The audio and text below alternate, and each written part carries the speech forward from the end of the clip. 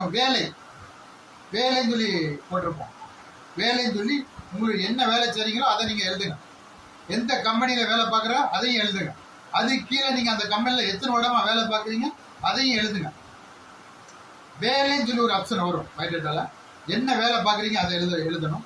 எந்த கம்பெனியில் நீங்கள் வேலை பார்க்குறீங்க அதை எழுதணும். எத்தனை வருஷமா நீங்கள் வேலை பார்க்குறீங்க அதை எழுதணும். வேலைங்கிறது பெண் மணமகள் இதில் வராது, ஆண்களுக்கு மட்டும்தான் வரும். மணமகள் இதுலேயும் வரும். ஒருவேளை அவங்க வேலை பார்க்கலன்னு சொன்னா இல்லைன்னு சொல்லி அதில் போட்டிருக்கு. வேலை பார்க்குறாங்க அவங்களும் இந்த 3 வாக்கியத்துக்கு அவங்களும் விட அளிக்கும். வருமானம் ஆண்கள் கண்டிப்பாக அதில் போடணும். பெண்களாக இருந்தால் தவிர்க்கலாம். போடனா போடலாம், போடுற பற்றி ஒன்றும் பிரச்சனை கிடையாது. போடனா போடுங்க. சொந்த வீடு, பெரும்பாலும் சொந்த வீடு இருக்குன்னா இருக்குன்னு போடுங்க, இல்லைன்னா இல்லைன்னு போடுங்க. இடம் வாங்க போறோம், இடம் வாங்கி உள்ளோம் அதை போடுங்க. சரியா? வீடு நாங்க கட்ட போறோம் அதை போடுங்க.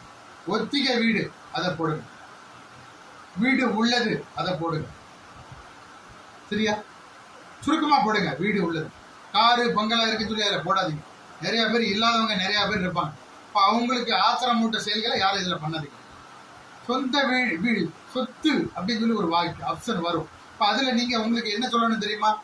வீடு உள்ளது, அல்லது வாடகை வீடு, அல்லது வீடு இல்லை, அல்லது இடம் உள்ளது, அல்லது இடம் வாங்க போகிறோம், அல்லது வீடு வாங்க போகிறோம் அப்படிங்கிற வாக்கியத்தை நீங்கள் குறிப்பிடணும். சம்பளம் எவ்வளோ வருமானம் அதை போடலாம். பிஎஃப் இருந்தால் கீழே போட்டுக்கலாம். பிஎஃப் உள்ளது, பிடித்தல் உள்ளது அதை போடலாம் கீழே.